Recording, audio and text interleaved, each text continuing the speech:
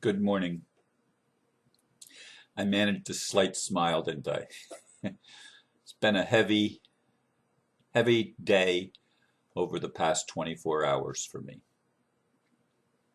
The title for today is 2012, Deep Introspection. Who can be trusted? I'm learning that the best of intentions can be misconstrued, and the best of friends can often misunderstand. Even when we are told things that resonate deeply with us, our strong desire can seem to get in the way and thwart our intentions. Responses to recent videos caused me to explore more deeply inside myself, which I highly recommend for everyone.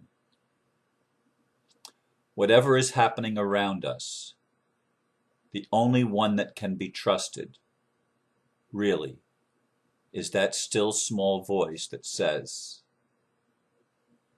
I am here.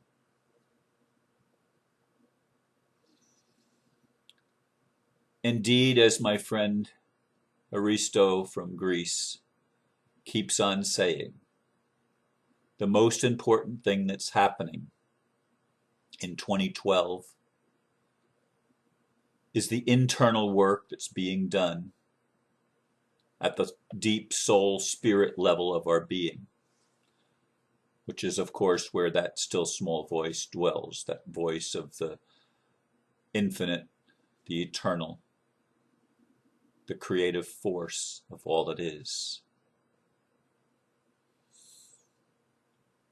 I woke up several times since I went to bed between 10:30 and 11 last night. Very restless night's sleep. Every time it seemed I had been in a dream in a different location, all of them involving work. Every single one of them was a work environment, but they were scattered and they were all different. And when I finally got out of bed this morning around 3:30, after laying there for a half an hour awake, trying to put the pieces together in meditation, the message that I keep getting is that work is being done all over the place in many different settings and with many different people. And it's not always going to make sense to the mind. In fact, some have said that during this period of time, we would be going out of our minds, learning to trust the intuition. And that's what I mean by the only one that can really be trusted is that still small voice that says, I am here. And that's the observer that is us, that is God in us, that is the divine. I'm seeing that no matter how wonderful my intent to bring unity, I don't know how. The more I try to unify groups and people that seem like they have the same goal in mind, every attempt that I made over the past couple of or 3 days seemed only to produce more polarization. I was on the Rusa call last night, and a lot of people, including people that love me, and I know they do, they hate Rusa. They hate Tim Turner. Well, I'm not part of it. I love Tim Turner. I love how he handled the questions last night, some of them difficult questions. I'm looking forward to hearing more response in the days and time ahead as he handles the intense criticism that he gets from all quarters.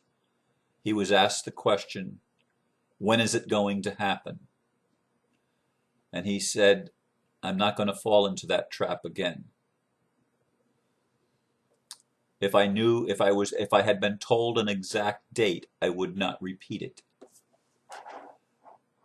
He indicated that many times the people that he's been working with to help launch the Republic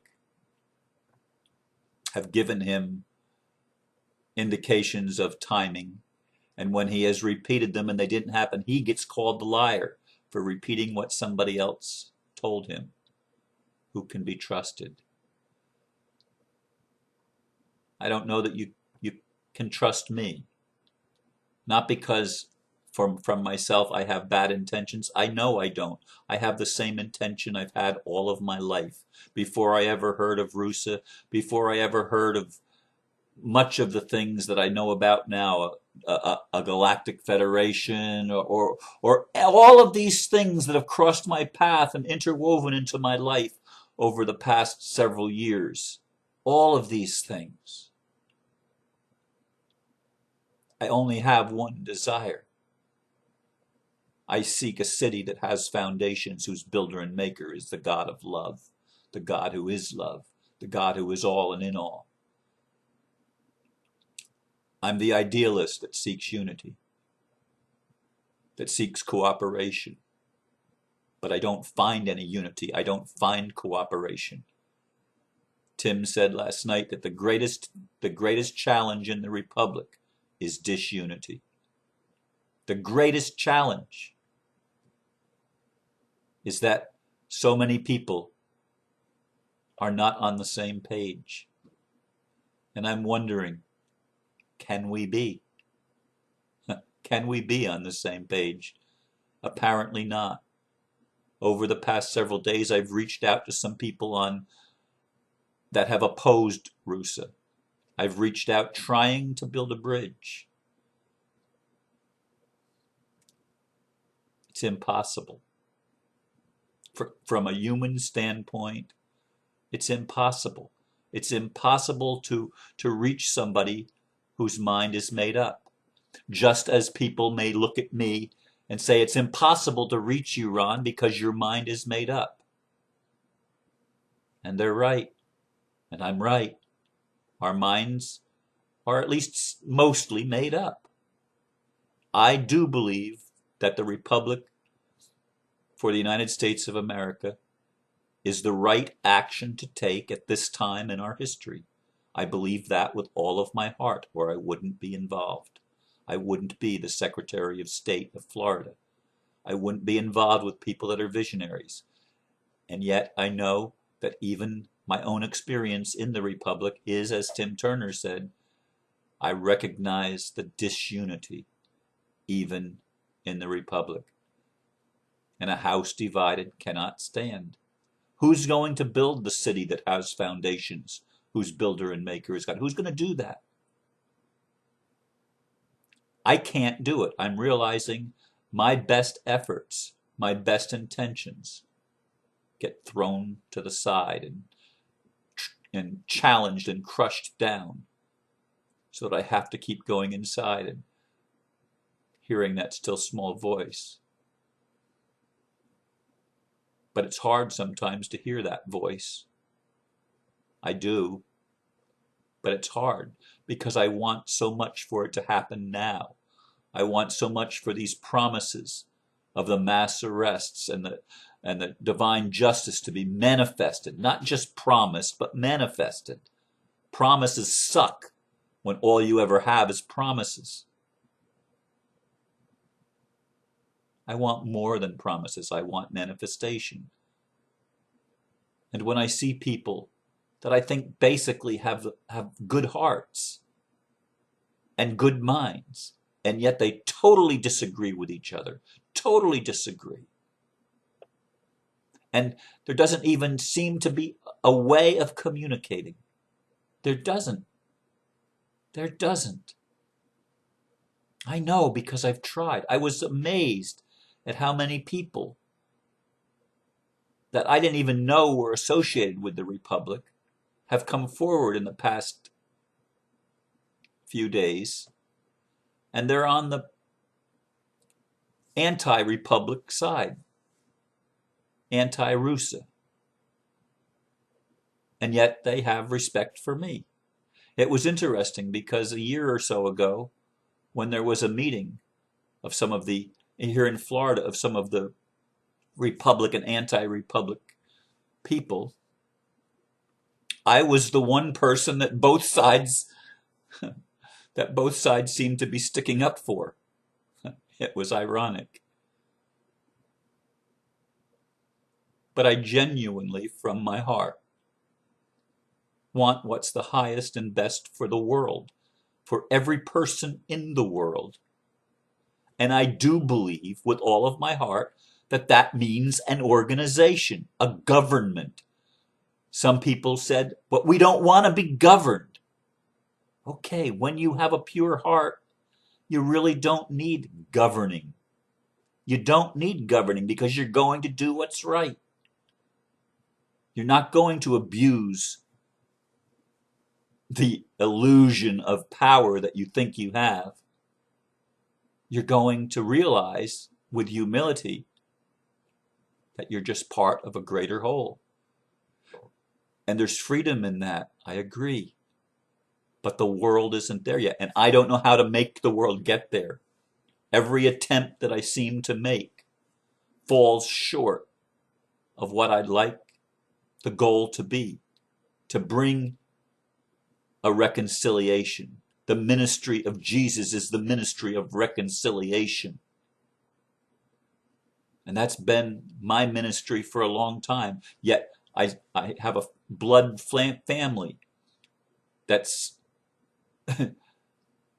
not reconciled even after all of these years, since 1982, when my sister and I parted ways, and that still hasn't been healed.